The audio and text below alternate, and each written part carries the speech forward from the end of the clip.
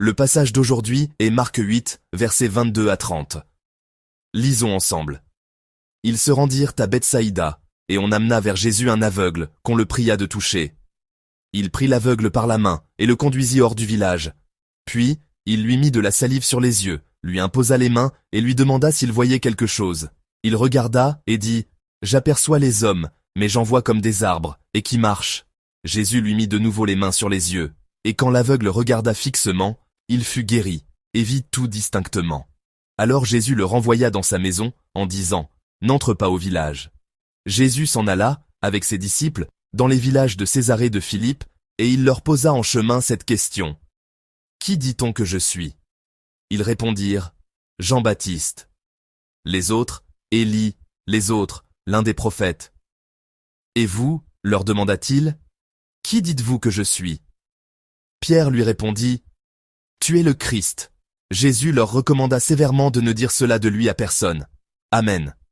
Je partagerai la parole sous le titre « Au carrefour vers la prochaine étape ».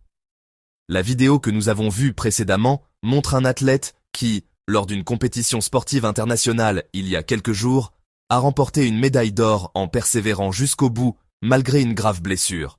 Beaucoup pensaient qu'il abandonnerait en cours de route, mais il a fait de son mieux jusqu'à la fin. Il a presque écrit un drame en finale, et je pense que c'est le moment le plus émouvant que j'ai jamais vu dans le sport. Lors de sa première tentative, cet athlète est tombé et s'est gravement blessé. On dit que sa blessure était si grave qu'il n'a pas pu se relever pendant un certain temps. Le commentateur a été surpris de voir l'athlète Choi Ga-eun apparaître à l'écran pour sa deuxième tentative.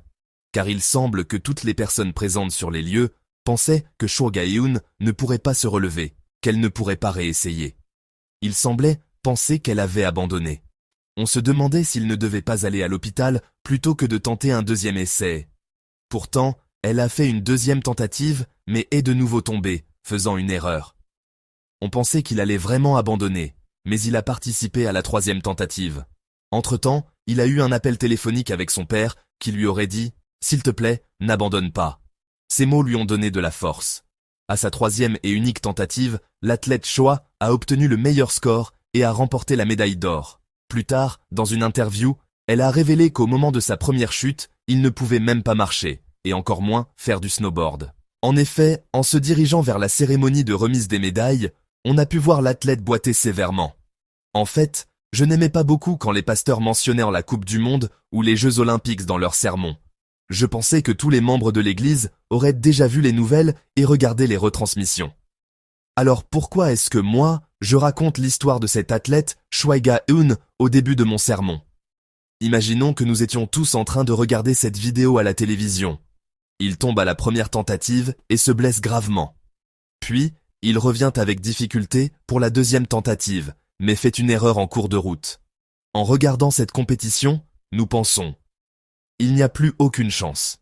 Il sera difficile pour lui de gagner une médaille. » Et nous changeons de chaîne de télévision. Il paraît que cela s'est réellement produit dans les chaînes de télévision. En retransmettant la compétition de l'athlète Choi, certaines chaînes n'ont pas diffusé sa dernière tentative en direct. Beaucoup de gens ont manqué ce moment.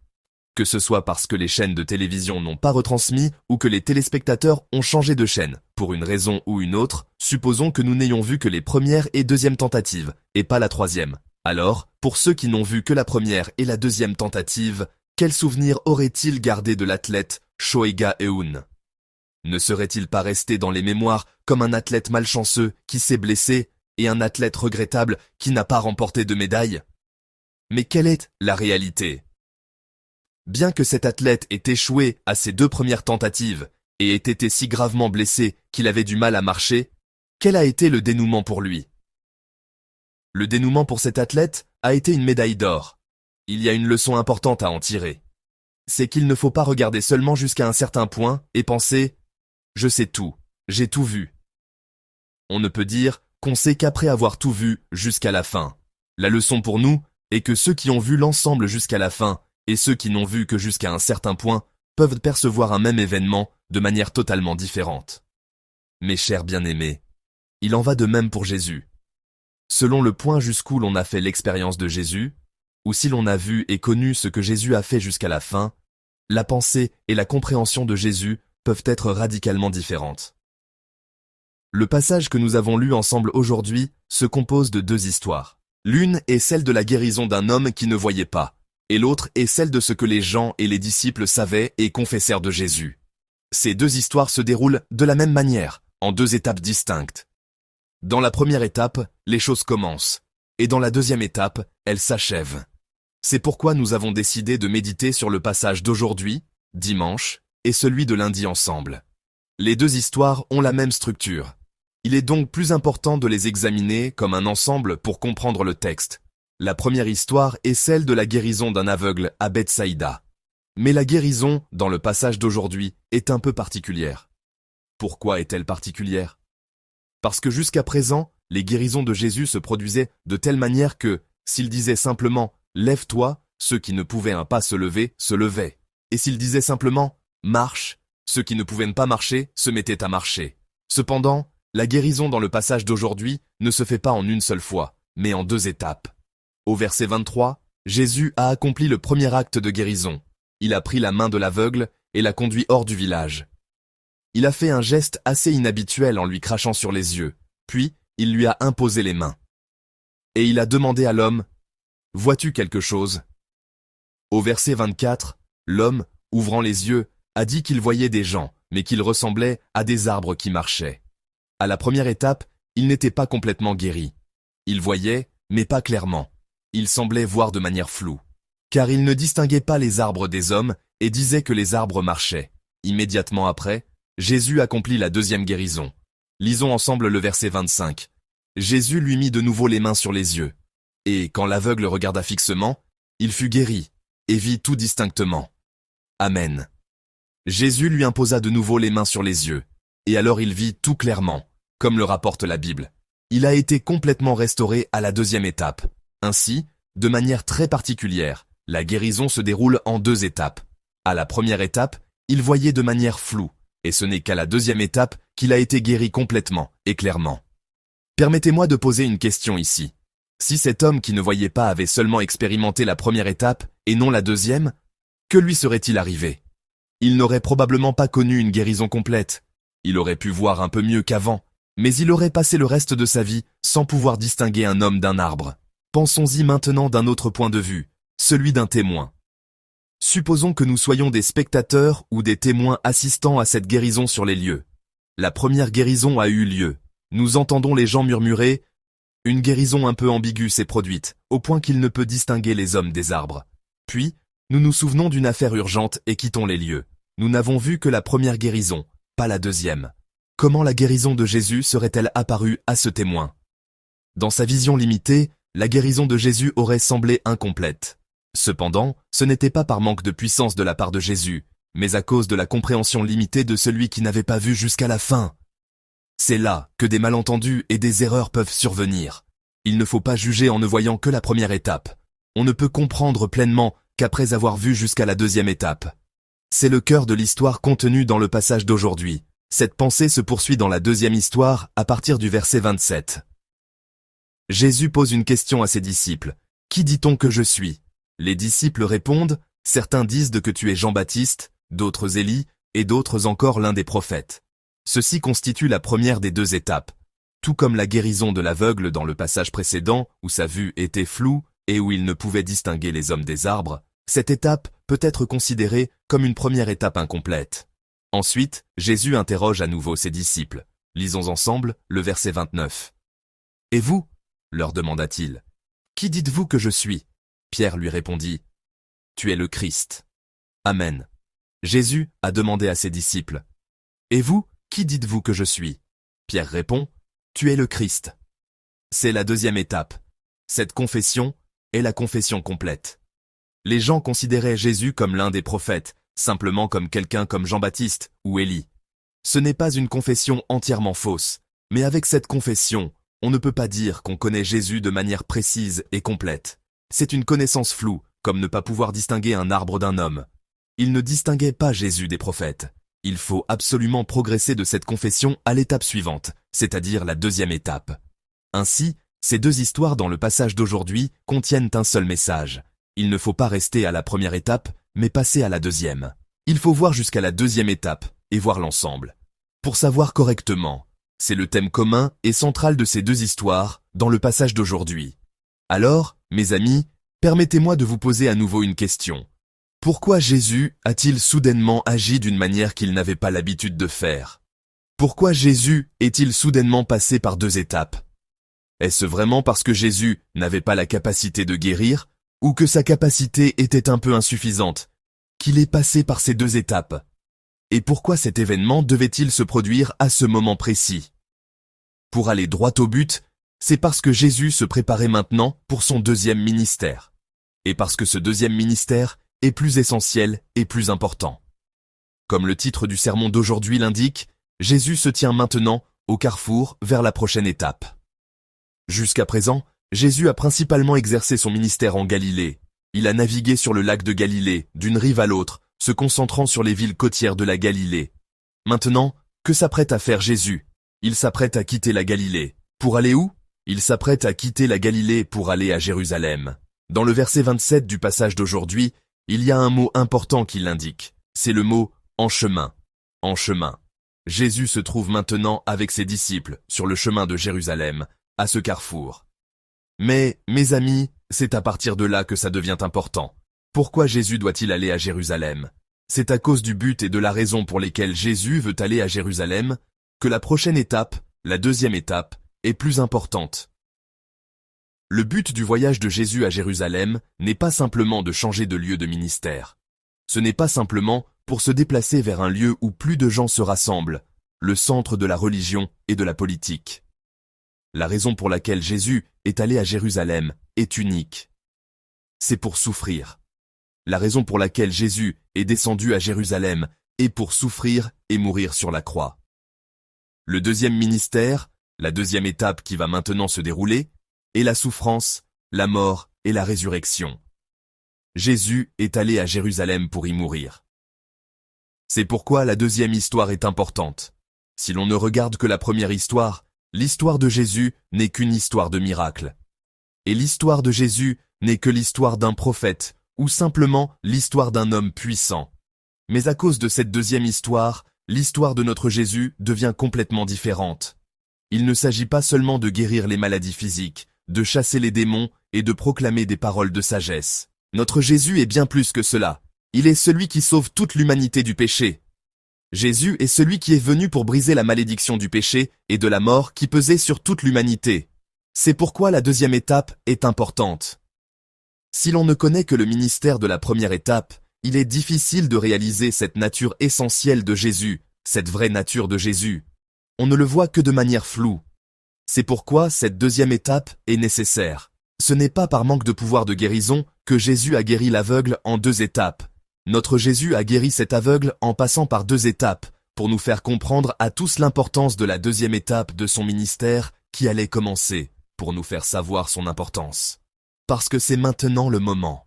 Parce que c'est juste avant de descendre à Jérusalem, c'est ici le carrefour vers la prochaine étape. Le deuxième ministère qui commence maintenant, ce ministère est si important. Ce deuxième ministère est le vrai sens, le vrai but pour lequel Jésus est venu sur cette terre dans un corps humain, sous la forme d'un serviteur. La guérison en deux étapes et la confession en deux étapes contiennent le sens profond, le thème central de la nature du ministère de Jésus qui va se dérouler. Mes chers bien-aimés, on ne connaît vraiment que lorsqu'on connaît l'ensemble. Si l'on avait changé de chaîne après avoir vu les premières et deuxièmes tentatives de l'athlète Choi Ga-eun, on n'aurait probablement pas vu l'histoire de la médaille d'or qui a suivi. De même, si l'on avait quitté la scène après avoir vu la première guérison du patient aveugle, on n'aurait probablement pas été témoin de la vraie guérison, de la guérison complète, de la puissance de notre Jésus qui rend parfait. Ainsi, ce qui commence maintenant est important. La deuxième étape du ministère de Jésus commence. Si nous ne comprenons pas la deuxième étape du ministère de Jésus, nous ne pouvons pas connaître notre Jésus correctement et pleinement. Le connaître simplement comme celui qui accomplit des miracles, celui qui prêche des paroles de sagesse, cela ne suffit pas pour dire que nous connaissons pleinement notre Jésus. Nous ne restons qu'à un niveau où nous ne pouvons pas distinguer un arbre d'un homme. Notre Jésus se trouve maintenant au carrefour vers la prochaine étape. Il va maintenant aller à Jérusalem. Il y ira pour mourir. Jésus y est mort pour nous. C'est par la foi en ce Jésus que nous obtenons le salut du péché. C'est cela, connaître notre Jésus correctement. Nous ne connaissons Jésus correctement que lorsque nous connaissons aussi sa souffrance. Et nous ne pouvons connaître Jésus pleinement que lorsque nous connaissons aussi sa mort. Nous ne pouvons connaître notre Jésus correctement que lorsque nous comprenons cette contradiction. Pourquoi celui qui peut guérir toutes les maladies et même ressusciter les morts a-t-il dû emprunter ce chemin de la mort? Je prie au nom du Seigneur que vous deveniez des disciples de Jésus qui le connaissent et le confessent correctement. Mes chers bien-aimés, il en va de même pour nos vies. Tout comme nous ne pouvons comprendre pleinement Jésus qu'en comprenant ces deux étapes, nous devons aussi réaliser avec sérieux qu'il y a une étape suivante dans nos vies. Tout comme Jésus était au carrefour vers la prochaine étape, nous devons savoir correctement que nous sommes toujours au carrefour vers la prochaine étape. Il n'y a pas de vie uniquement de souffrance, et il n'y a pas non plus de vie uniquement de gloire. L'endroit où nous nous trouvons maintenant est toujours un carrefour vers la prochaine étape. Êtes-vous actuellement dans un lieu de souffrance? Y a-t-il une douleur et une peine telles que vous ne pouvez pas dormir correctement et même respirer correctement? Il y a une étape suivante. L'étape suivante que notre Seigneur a préparée nous attend. Nous nous trouvons maintenant au carrefour vers cette étape suivante. Si nous nous appuyons sur notre Seigneur, si nous croyons en lui et si nous patientons un peu, si nous regardons notre Seigneur et si nous supportons un peu, une étape suivante, complètement différente, s'ouvrira devant nous. Inversement, y a-t-il parmi vous ceux qui vivent une vie paisible et jouissent d'une grande gloire? Vivez-vous une vie sans souci, ni inquiétude particulier?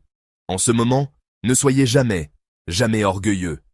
Si nous devenons orgueilleux, le Seigneur préparera immédiatement l'étape suivante. Je vous exhorte à toujours vous approcher du Seigneur avec humilité, afin que la bénédiction dont nous jouissons maintenant ne devienne pas le chemin, le carrefour vers l'étape suivante, appelée calamité. Il y a une étape suivante. Il faut connaître l'ensemble pour connaître complètement. Je vous prie de vous en souvenir et de réaliser le sens et le but de tout le ministère de Jésus à travers l'étape suivante de la souffrance. Et en vous souvenant qu'il y a aussi une étape suivante claire dans nos vies, ne désespérez pas prématurément, mais gardez fermement l'espérance. Et ne soyez pas orgueilleux, mais avancez toujours en vous appuyant humblement sur le Seigneur. Que cette semaine soit ainsi pour nos chers membres, ainsi que le carême qui commence mercredi. Je vous bénis au nom du Seigneur. En pensant à la parole que nous avons reçue, chantons ensemble « Quand je suis faible, tu es ma force. Tu es ma force. Quand je suis faible, tu es le trésor que je cherche. Tu es mon tout. Tu es la perle de grand prix. Accepte-moi tel que je suis. Tu es mon tout. Tu as pris mon péché, ma honte. Je me relève et loue ton nom. Tu es mon tout. Quand je tombe, tu me relèves. Quand j'ai soif, tu remplis ma coupe. Tu es mon tout. Jésus, agneau de Dieu. Digne est ton nom, Jésus, agneau de Dieu. Digne est ton nom. Prenons un moment pour prier. Prions ensemble pour que Dieu nous donne la sagesse de comprendre les deux étapes.